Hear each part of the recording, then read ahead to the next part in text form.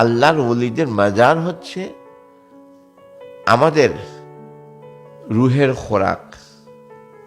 আমাদের কিসের খোরাক? রুহের খোরাক। যে ওলিদের শান ও আজমত আল্লাহ নিজেই বুলন্দ করেছেন, বাড়িয়ে দিয়েছেন। সুবহানাল্লাহ বলেন। ইউহিব্বুহুম ওয়া ইউহিব্বুনাহু। আমি ওলিদের, আমার ওই বান্দাদেরকে ভালোবাসি, ওই বান্দারও আমি আল্লাহকে ভালোবাসি।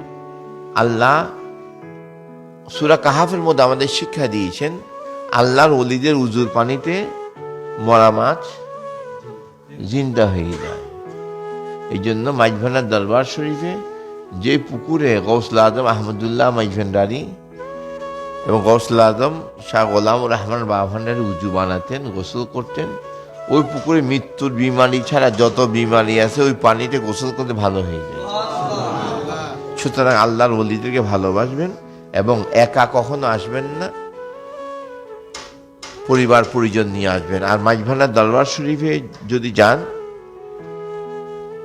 আল্লাহর ওলিদের মাজারে গেলে তাদের উপরে বেশি বেশি সালামি দিবেন। কি দিবেন?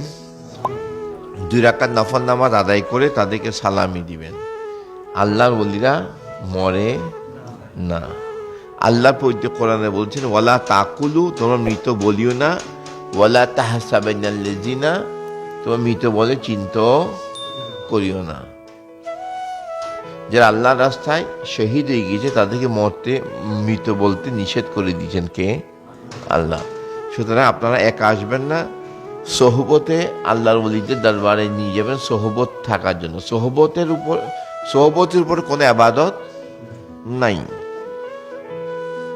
সোহবত, এই জন্য মৌলানা রুমি বলেছেন, তোমরা যদি আল্লাহর সাথে কথা বলতে চাও আল্লাহর ওলির দরবারে গিয়ে বসো। আল্লাহর সাথে সাক্ষাৎ করতে চাও আল্লাহর ওলিদের সোহবতে বসো, আল্লাহর সাথে সাক্ষাৎ হয়ে যাবে। আমি কি বুঝাতে পেরেছি?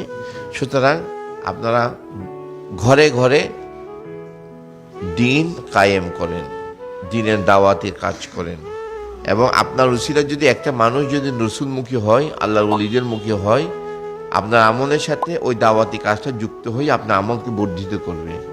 হাসরের ময়দানে কবরে যে কোনো উসিলা যদি কাজ না করে, আপনার দাওয়াতি খেদমত আপনাকে কবরে হাসরে নাজাতের উসিলা হবে। আমি কি বুঝাতে পেরেছি?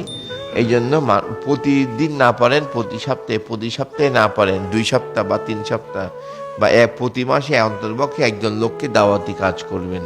আপনার উসিলায় একজন বান্দা যেন রসুলের দরুদ পড়ে, রসুলকে সালাম দেয়, আল্লাহর ওলিদেরকে সালাম দেয়, রসুলমুখী হয়, মানে তার আকীদা দুশমনের রসুল থেকে আশিকের রসুল যেন হয়।